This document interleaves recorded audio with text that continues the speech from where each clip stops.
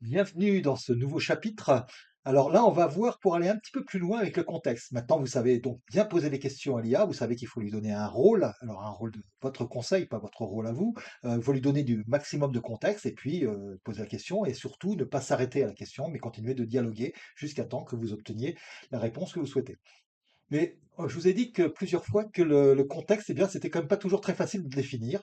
Alors là, on va essayer de voir parce qu'il y a plusieurs types de contextes et on va voir comment, dans une de ces formes de contexte-là, eh bien, on va pouvoir s'aider effectivement pour pouvoir avoir donné le maximum d'informations à l'IA pour avoir les meilleures réponses. Alors pour ça, eh bien, on a bien 2 parties, hein. C'est la partie, comme on l'a vu, la plus difficile du prompt, parce qu'on oublie toujours des éléments de contexte, là-dedans et finalement, eh bien, dans le contexte, on a le contexte spécifique à votre question. Par exemple, la difficulté particulière que nous avons pour organiser une réunion ou pour faire ceci ou pour faire cela, eh bien, c'est, voilà et donc on va essayer de alors quand on n'a pas trop tout mis, eh bien, on va l'affiner lors de l'échange, hein, c'est ce qu'on fait. Mais il y a un deuxième type de contexte, c'est votre contexte personnel. Alors là, j'ai demandé à l'IA de faire quelque chose qui était très Frenchy, mais bon, rassurez-vous, c'est pas l'IA qui a fait ça, c'est moi, je me suis amusé à dire, voilà, je travaille en France, donc j'ai un béret et j'ai une baguette. Bon, non, ça c'est juste pour rigoler. Mais du coup, il faut quand même que je lui dise que je travaille en France, que je suis dans une caisse de ceci, de cela, que je suis dans telle région, dans tel département, que je travaille sur tel aspect, que je suis juriste, comptable, secrétaire ou je ne sais quoi. Et donc, dans ce cas-là, eh bien, on aimerait bien pas avoir à le remettre à chaque fois. Alors ça tombe bien, c'est ce qu'on va voir aujourd'hui. On va le mettre une bonne fois pour toutes pour que vous ayez un contexte très complexe, très sophistiqué de votre contexte personnel et que l'IA le sache à chaque fois. Alors votre profil pour ça, eh bien, comment on va faire? On va faire ce qu'on appelle des instructions personnalisées.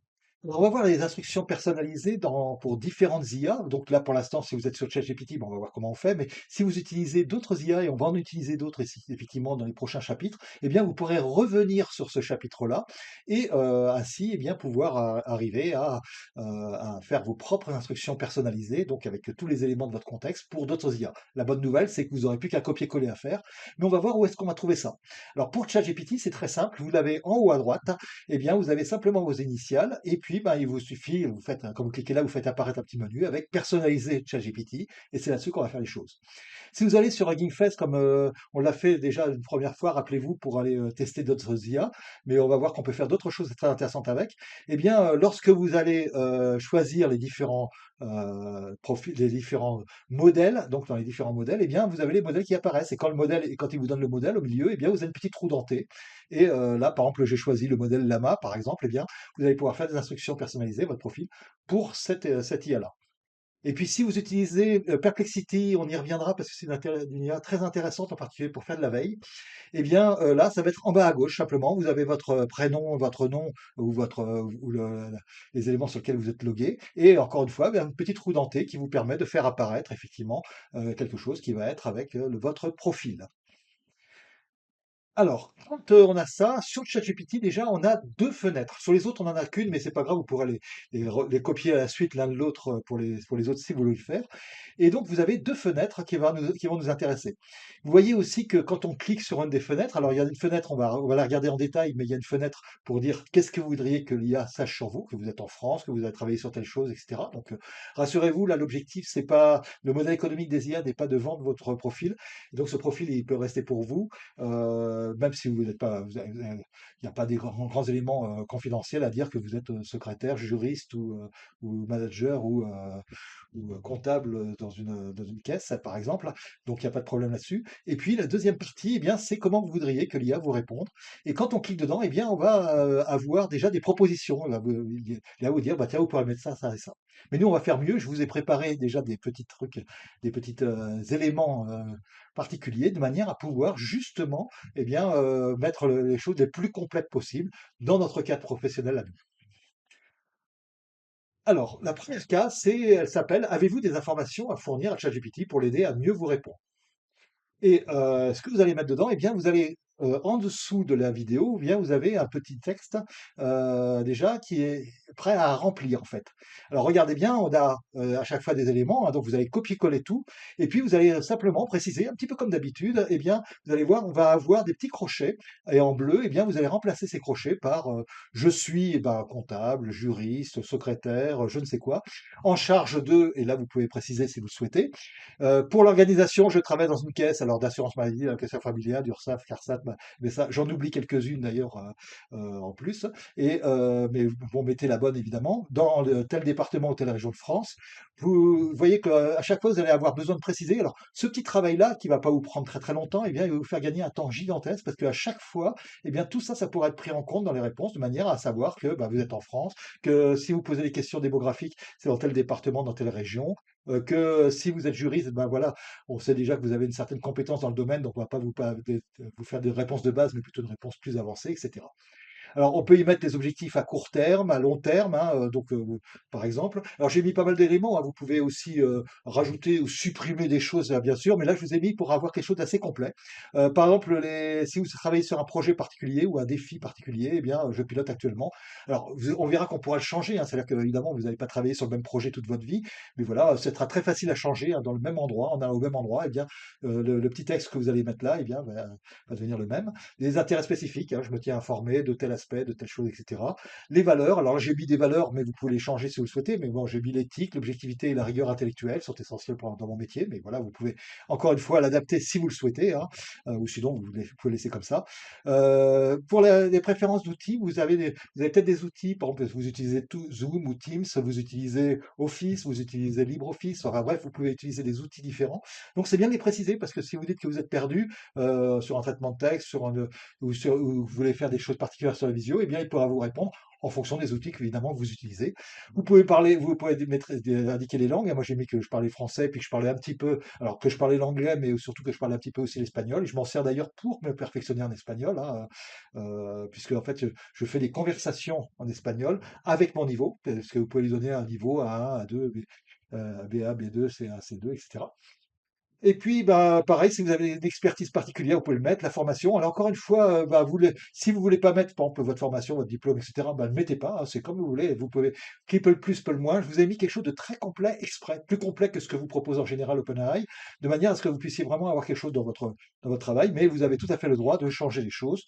Pareil pour les styles de communication. Alors, là, j'adopte un style posé, favorisant l'écoute et la réflexion, mais vous pouvez changer ça si vous le souhaitez.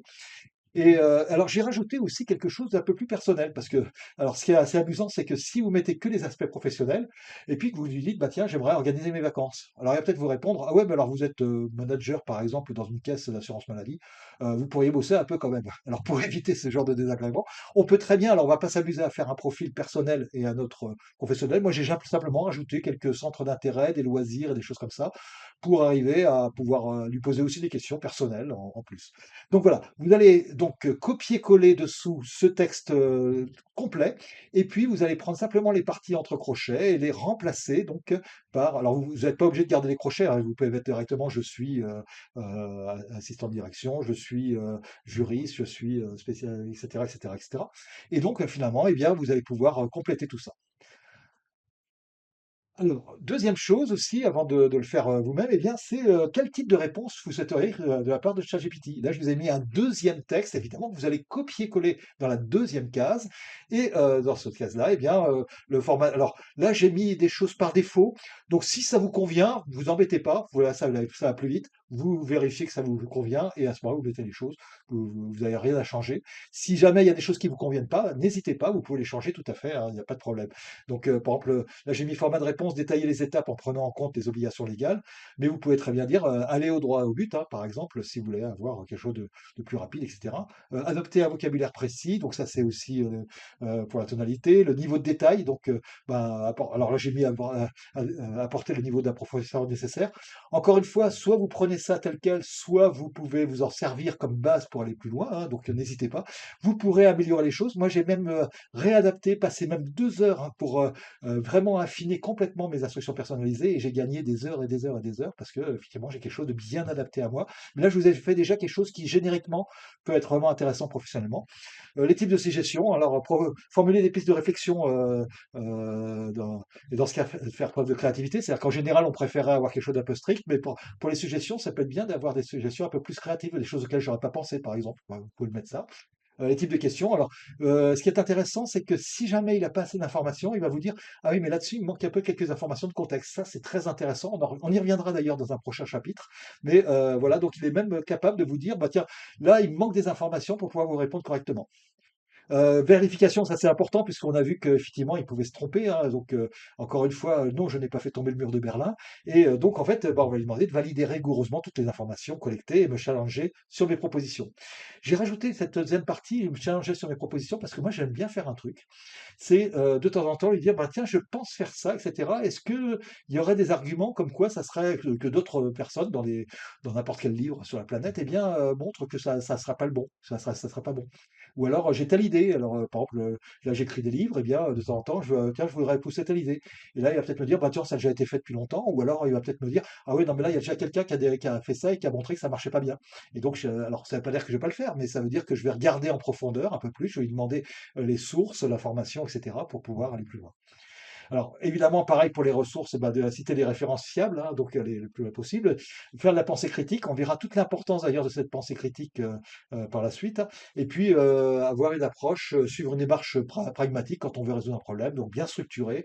Bon, en général, il est déjà bien structuré, ben voilà, on lui assiste bien. Et puis, d'éviter la subjectivité et le maximum les biais. Donc voilà, ça c'est ce que je vous ai présenté. Vous pouvez donc le copier tel quel ou l'améliorer comme vous voulez, le changer, tout ce qui ne vous intéresse pas, vous le changez, vous pouvez le supprimer, rajouter des choses, etc. Mais ça vous donne déjà une bonne base pour pouvoir aller plus loin. Alors, au passage, qu'est-ce que ça va changer?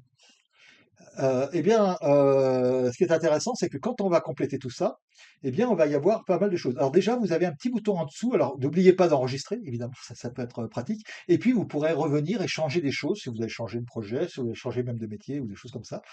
Et puis, bah, vous pouvez aussi l'activer ou le désactiver pour les différentes chats, hein. Donc, à un moment donné, vous ne voulez pas utiliser ça parce que vous voudriez qu'ils vous considèrent complètement différemment, parce que, limite, là, vous êtes vraiment sur quelque chose de très personnel et puis, bon, qui n'a vraiment rien à voir.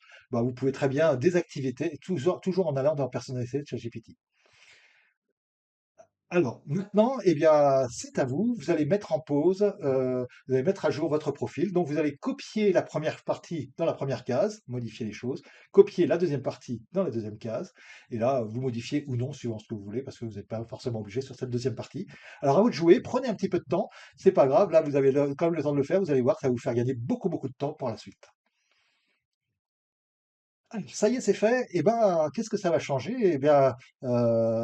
Finalement, ce que ça va changer, c'est que les réponses à l'IA vont être beaucoup mieux adaptées à votre besoin. On a vu au tout début, quand on ne savait pas bien poser les questions, que les réponses sont un petit peu génériques. Donc, si vous posez une question assez générique, bon, ça va. Si vous demandez quelle est la capitale de la France, il ne se trompera pas. Mais enfin, c'est pas très adapté. Si vous avez vraiment posé une question, eh bien, dans un domaine où vous devez organiser les aspects de logistique, par exemple, eh bien, le fait que vous soyez dans une caisse d'assurance maladie ou dans une société privée ou autre, eh bien, ça peut avoir des différences évidemment notables. Alors, ce que je vous propose maintenant, c'est que vous allez reposer, c'est ce qu'on va faire, vous allez reposer la question que vous avez posée dans le chapitre sur le prompt engineering. Donc, vous avez donné un rôle, le contexte, toujours la même question. Essayez de garder la même question parce que c'est très intéressant de voir les différences. Bien sûr, vous pourrez après amusez-vous avec toutes les questions dont vous avez besoin, et puis y compris les questions utiles, hein. Cette fois, vous n'avez pas besoin de donner tout le contexte, uniquement le contexte de la question, puisque en fait, il sait déjà que vous êtes en France, vous avez tel rôle, etc. Et puis, votre question stratégique non confidentielle, donc là, si possible la même. Et puis, comme d'habitude, là maintenant vous savez le faire, eh bien, vous allez continuer de discuter pour obtenir la réponse que vous voulez. Mais on a rajouté quelque chose en plus qui ne vous prendra plus de temps maintenant puisque c'est directement enregistré. Eh bien, vous allez pouvoir voir directement ce que ça va donner. Alors, à vous de jouer, mettez en pause et c'est parti pour cette question. Alors, Comment vous avez ressenti un peu la différence? Est-ce que vous voyez des différences? Alors, si votre question ne prenait pas beaucoup en compte, vos aspects spécifiques à vous, peut-être que ça faisait moins de différence, mais vous allez voir que dans beaucoup de questions, eh bien, ça va aider énormément pour pouvoir, faire en sorte d'avoir des meilleures réponses et puis des réponses surtout plus adaptées à vous. Heu, je vous propose maintenant aussi un deuxième petit exercice très rapide, mais qui va être très intéressant. C'est vous allez poser une simple question. Alors pour ça, vous allez faire un nouveau chat parce que c'est une question différente. Donc, attention, pour pas tout mélanger, hein, eh bien, on va faire un nouveau chat. Et là, comment me conseilles-tu d'utiliser l'intelligence artificielle dans mon contexte? Alors il connaît votre contexte, il connaît votre métier et il va vous donner des conseils spécifiques pour ça. Et donc vous allez voir, vous allez voir si vous avez des idées supplémentaires de comment vous pourriez utiliser l'IA. C'est l'IA elle-même qui va vous conseiller ça. Alors allez-y, mettez en pause. Voilà. Maintenant, eh bien, on a effectivement, vous avez pu voir, alors vous avez peut-être eu comme ça des petites idées en disant: «Ah oui, tiens, je pourrais m'en servir pour telle question» et cetera. Et puis si vous avez des problèmes avec les questions confidentielles et cetera, vous pourriez dire: «Mais comment je pourrais utiliser dans mon contexte, sans avoir besoin de poser des questions confidentielles?» Et si vous avez la chance d'avoir Albert sur votre caisse, directement nationale, eh bien là, c'est le problème évidemment réglé, comme on le sait. Et voilà, donc maintenant, eh bien, on a été un petit cran plus loin puisque en fait, on s'est toujours posé des questions, mais on a amélioré la façon de prendre en compte votre contexte personnel et professionnel directement, en plus.